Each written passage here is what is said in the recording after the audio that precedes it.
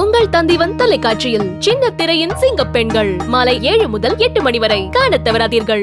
மத்திய நிதியமைச்சர் நிர்மலா சீதாராமனிடம் ஜிஎஸ்டி வரி விதிப்பில் இருக்கும் வேறுபாட்டால் கணினியே திணறுவதாக கூறி பிரபல உணவக உரிமையாளர் கொங்கு தமிழில் உரையாடிய காணொளி வைரலாகி வருகிறது. பார்க்கலாம் இந்த செய்தி தொகுப்பில்.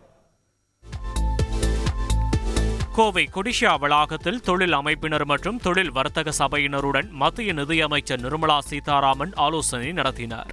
நிகழ்ச்சியில் பேசிய தமிழ்நாடு ஹோட்டல் உரிமையாளர்கள் கூட்டமைப்பின் தலைவரும் கோவை அன்னபூர்ணா உணவக குழும தலைவருமான சீனிவாசன் அமைச்சர் நிர்மலா சீதாராமனிடம் அவரது அருகில் அமர்ந்திருந்த பாஜக சட்டமன்ற உறுப்பினர் வானதி சீனிவாசனை சுட்டிக்காட்டி தனது கோரிக்கையை நகைச்சுவையாக முன்வைத்தார். அது உங்கள் பக்கத்தில் இருக்கிற எம்எல்ஏ, எங்களுடைய ரெகுலர் அன்னபூர்ணா கஸ்டமர், வர்றப்பெல்லாம் சண்டை போடுறாங்க.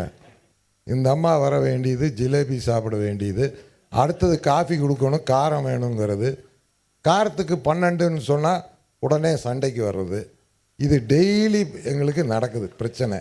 கூடவே இனிப்பிற்கும் காரத்திற்கும் இருக்கும் ஜிஎஸ்டி வரி விகித வேறுபாட்டை சுட்டிக்காட்டிய சீனிவாசன், ரொட்டிக்கு ஜிஎஸ்டி இல்லை, ஆனால் ரொட்டிக்குள் வைக்கும் கிரீமுக்கு 18% ஜிஎஸ்டியா என பேச அதை கேட்டு அமைச்சர் நிர்மலா சீதாராமனே சிரித்தார். ஒரே பில்லில் ஒரு ஃபேமிலிக்கு டிஃப்ரெண்ட்டாக ஜிஎஸ்டி போட்டு கொடுக்கறது கஷ்டமாக இருக்குது. ஒரு பன்னுக்கு ஜிஎஸ்டி கிடையாது, பன்னுக்குள்ளே ஒரு க்ரீம் வச்சுட்டா அதுக்கு 18% ஆயிடுது. கஸ்டமர் என்ன சொல்கிறாரு, நீ க்ரீமையும் ஜாமையும் கொண்டா நானே வச்சுக்கிறேங்க. கடை நடத்த முடியல மேடம். அதனால் ஒன்றா எல்லாத்துக்கும் ஒரே மாதிரி ஜாஸ்தி பண்ணிடுங்க. மறுபடியும் கொங்கு தமிழில் வானதி சீனிவாசனை சுட்டிக்காட்டி வடநாட்டில் இனிப்பு அதிகமாக சாப்பிடுவதால் வரி விதிப்பு குறைவா என கேட்க அரங்கமே கலகலத்து போனது.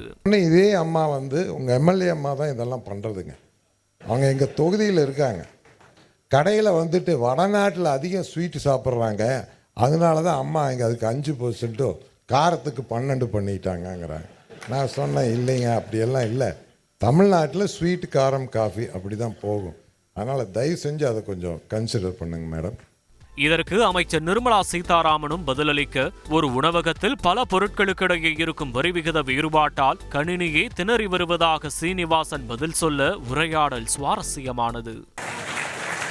ஸ்டேட் வாரிய டாக்ஸ் போடுறது இல்லைங்க. இல்லைங்க மேடம், இந்தியாவுக்கு போகிற சேர்த்து நீங்கள் ஏற்றி விட்டாலும் சந்தோஷம். ஒரே மாதிரியே பண்ணுங்க, தனித்தனியாக வைக்காதீங்க. ஏன்னா வீடு ஒரு ஃபேமிலி கம்ப்யூட்டரை திணறுது மேடம் பில் போடுறது. அதுவும் அந்த ஜிஎஸ்டி ஆஃபீஸருக்கு இன்புட் கிரெடிட் எடுக்கிறப்போ ஒரே கிச்சனில் தான் எல்லாம் பண்ணுறாங்க. இன்புட் எடுக்கிறப்போ அதே கேஸு, அதே ஸ்வீட் மாஸ்டர், அதே கடலை மாவு, அதே மைதா மாவு, இன்புட் எப்படி மேடம் எடுக்க முடியும்? அதில் ஆஃபீஸர்ஸ் திணறிடுறாங்க. ஜிஎஸ்டி வரி விதிப்பில் இருக்கும் வேறுபாட்டையும் இதனால் தொழிலாளர்கள் சந்திக்கும் சிக்கலையும் நகைச்சுவையாக மிக எளிமையாக விளக்கி கோரிக்கை வைத்த தமிழ்நாடு ஹோட்டல் உரிமையாளர்கள் கூட்டமைப்பின் தலைவர் சீனிவாசனின் இந்த வீடியோ இணையத்தை ஆக்கிரமித்திருக்கிறது. உங்கள் தந்திவன் தொலைக்காட்சியில் சின்ன திரையின் சிங்கப் பெண்கள் மாலை 7 முதல் 8 மணி வரை காணத் தவறாதீர்கள்.